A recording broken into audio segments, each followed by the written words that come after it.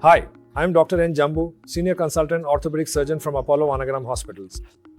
Today I'm going to discuss on polytrauma. And what is polytrauma?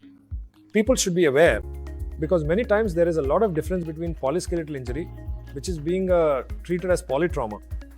When there are multiple bony fractures, it is called polyskeletal injury. What are the things you should know in a polytrauma? Most important thing is when a patient of polytrauma arrives in the casualty, the right from the patient being picked up from the spot of injury to the emergency, the entire process, it should be fast-tracked. Our ambulance driver immediately indicates or informs our emergency team so that they are prepared what next. So once the patient arrives in, the emergency physician take the lead and they come into picture and they do what you call as ABC, airway breathing circulation, and they first stabilize the patient. So next comes is, after the airway breathing circulation, it's the injury area. Suppose head injury predominates and the patient has got a very poor Glasgow coma scale. Then the neurosurgeon takes over the patient and he starts intervening.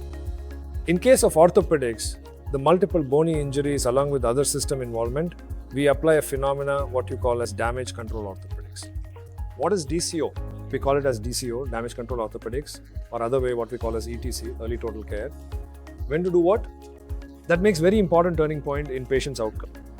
Whether we are going to do a damage control orthopedics or early total care purely depends on various factors as the patient arrives in the casualty. Suppose like your systolic blood pressure. Next, how many units of blood have been transfused? What was his base deficit? Whether he was acidic? Apart from that, whether there was hypothermia? The hypothermia is one which will kill the patient, whether there is a hypothermia. Then after all this, we also take into serum lactate. What is the level of serum lactate?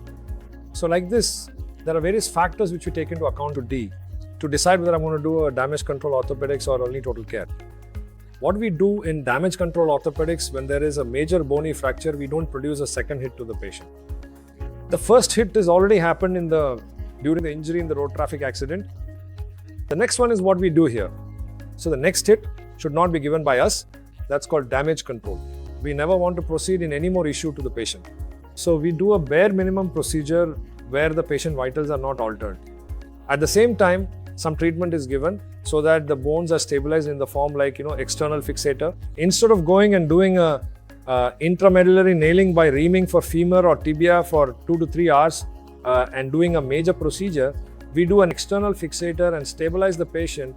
And even there is a pelvic fracture which is bleeding, we do an external fixator and make sure the bleeding is arrested, the patient's hemodynamics stabilized, and then we observe the patient for 24 to 72 hours.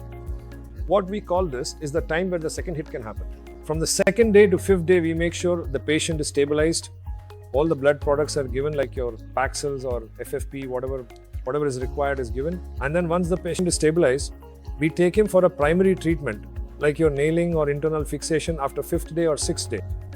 Even in case of open fractures, we do an external fixator and wash them up and make sure the patient do not get any kind of infection. As well, some treatment, good treatment has been done to the patient. So this kind of policy of damage control orthopedics or early total care is applied to the case of polytrauma. This purely happens by the judgment of the primary treating orthopedic surgeon.